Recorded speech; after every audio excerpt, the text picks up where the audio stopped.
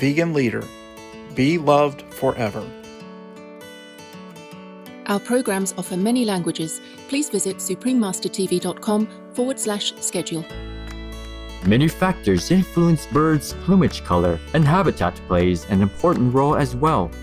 Many shorebirds, such as the sanderlings, have dark upper parts and white underparts, which make for an excellent camouflage at the beach. Continue watching to find out more. Bienvenidos, afables espectadores.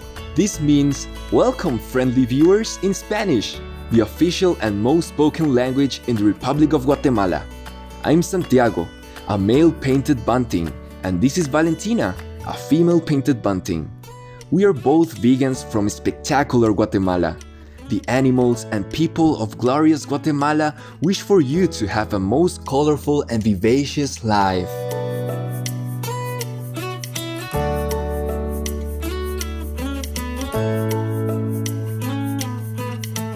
Welcome to The Secrets to Birds, Vibrant Plumage Coloration, Part 2 of 2. In this episode, we will continue exploring the incredible colors birds mesmerize us with. Santiago, do you know how such plumages are created? That's a great question, Valentina. Many factors influence our plumage color, and habitat plays an important role as well.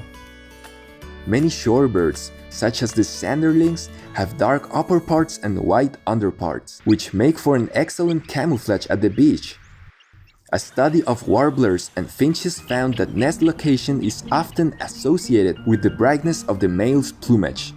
In species that nest on the ground or in shrubs, the males often sing and forage high above their nest, and thus must make long downward flights into their nests. Such movements could make these males more vulnerable to danger, so their plumage doesn't shimmer as brightly as that of their counterparts that nest in the canopy above. I see.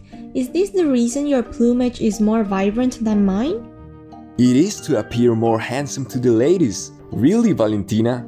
Much research shows that male birds with brighter plumage colors have a better chance of pairing, as females recognize bright plumage colors as an indicator of good health and strength. In order to tell subtle color differences between individual males, females produce more opsins or specialized light-sensitive proteins in their retinas over time. This causes the male's plumage to become more and more colorful in order to be competitive and distinctive. Scientists have found that in warbler species, where the females have more opsin in their eyes, males display more vibrant colors. Dress for success, hey? So how is it that your plumage is colorful all year round? We molt at least once a year, as our feathers gradually wear out and are replaced. Unlike human hair and nails, feathers stop growing once they are fully shaped. But molting is risky business. It drains our energy and also affects our ability to fly. So the majority of us birds don't molt more than twice, from breeding to non-breeding plumage and vice versa, in a year. That's why I always wear the same vibrant outfit. However, some bird species live in higher latitudes during winter, so they must change to duller and thicker non-breeding plumage to insulate them from the cold. In certain species, a duller plumage also leads to better camouflage and protection of their home during the non-breeding season.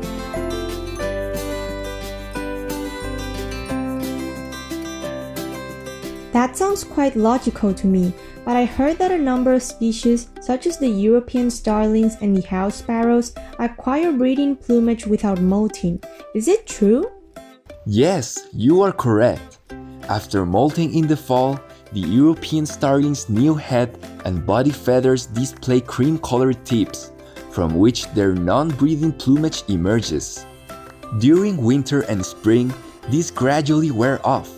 By the time breeding season begins, their dark and iridescent breeding plumage with shades of green and violet is revealed. So these birds produce their breeding and not breeding plumages through only one molting. That's so cool! It's truly a smart and versatile wardrobe. But is courtship the only reason that males have brighter colors? Why are there so many monochromatic bird species? That's a good question. You've got me. Well, we birds can see ultraviolet or UV light. Unlike humans, when males and females of a given species look alike, the males tend to be faithful to their partners and share more of the parenting responsibilities. The females often have duller colors because they perform the majority of the parental care and they must achieve better camouflage to protect themselves and their nestlings. Wow, these mothers are so great. They are willing to sacrifice their beauty for the sake of their offspring. Indeed, brighter plumage is often due to the accumulation of additional carotenoid pigmentation in feathers.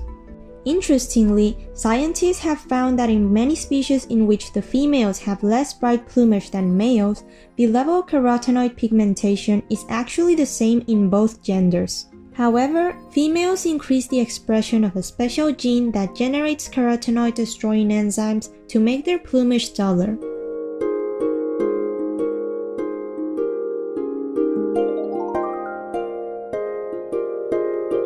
It's time now for us to go and practice a new song to welcome in the next season. We will pause for a brief constructive message and then return. Please stay tuned to Supreme Master Television. Vegan leader, live in all hearts forever. Welcome back to The Secrets to Birds' Vibrant Plumage Coloration, Part 2 of 2 on Supreme Master Television. Valentina, I observed that in certain shorebird species, such as the greater painted snipe, females have more vibrant colors than males. Could you please share some insights? Certainly, greater painted snipes are famous for their gender role reversal. Females do the courting and defend the territory, while males incubate the eggs and look after the chicks. Role reversal is very rare. Perhaps less than 50 species of birds show such behavior. In these species, there are more adult males than adult females, so their social roles shift accordingly. It's harder for males to find another partner, so they become the primary caregiver and dedicate themselves to raising their young. To help with their parental duties, they opt for a duller plumage in order to better camouflage and protect their little ones. Interesting, but eclectus parrots seem to be an exception to the rule. The females wear that splendid scarlet coat, while males have relatively modest emerald green plumage, although both have touches of royal blue. The contrast between males and females is so great that they were originally considered two different species, even into the early 20th century. However, their roles are not reversed, as the females incubate the eggs and act as the primary caregivers, yet they seem to exercise greater authority and control. Why is that? This unusual phenomenon stems from how the males and females divide the parenting responsibilities. This in turn triggers natural selection pressures, hence their different plumage colors. Males are the providers of sustenance, so they grow green plumage to camouflage among the green foliage where they harvest fresh roots. On the other hand, the female never leaves her nest, which she makes in a tree hollow, and because suitable homes are scarce in the bird's rainforest habitat, she defends it at all costs. Therefore, females develop bright scarlet plumage to attract males and warn potential competitors that her tree hollow is already taken.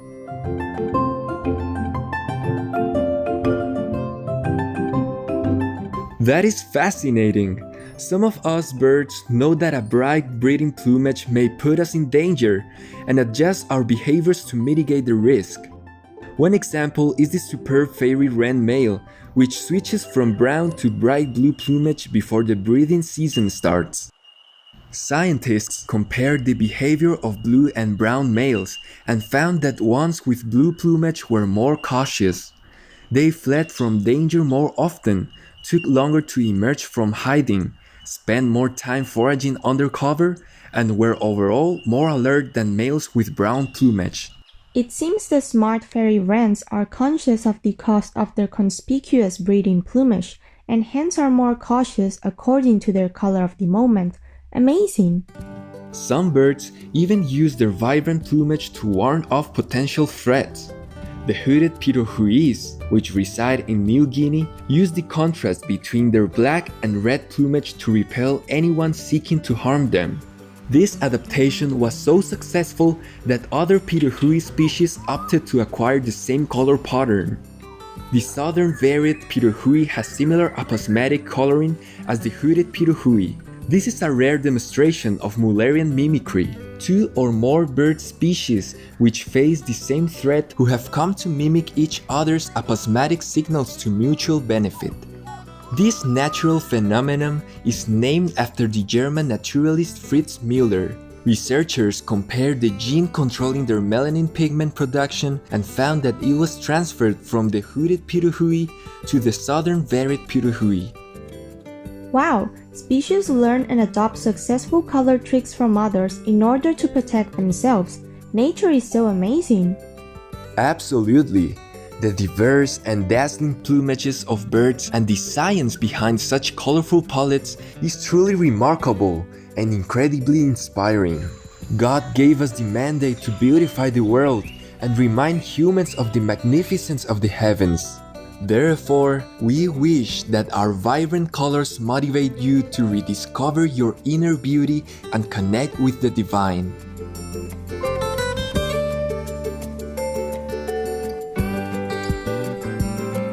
Benevolent viewers, we appreciate your company for today's program. Up next is High Thinking and Simple Living, Part 4 of 5 on Between Master and Disciples, right after noteworthy news. May your life be forever bright and colorful. Vegan Leader, Leading by Example. Our programs offer many languages. Please visit suprememastertv.com/schedule and suprememastertv.com/AW. Nos programmes offrent plusieurs langues. Veuillez visiter suprememastertv.com/schedule et suprememastertv.com/AW. Nuestros programas ofrecen varios idiomas. Visiten suprememastertv.com/schedule y suprememastertv.com/AW. I nostri programmi sono offerti in molte lingue. Consultate suprememastertv.com/schedule e suprememastertv.com/AW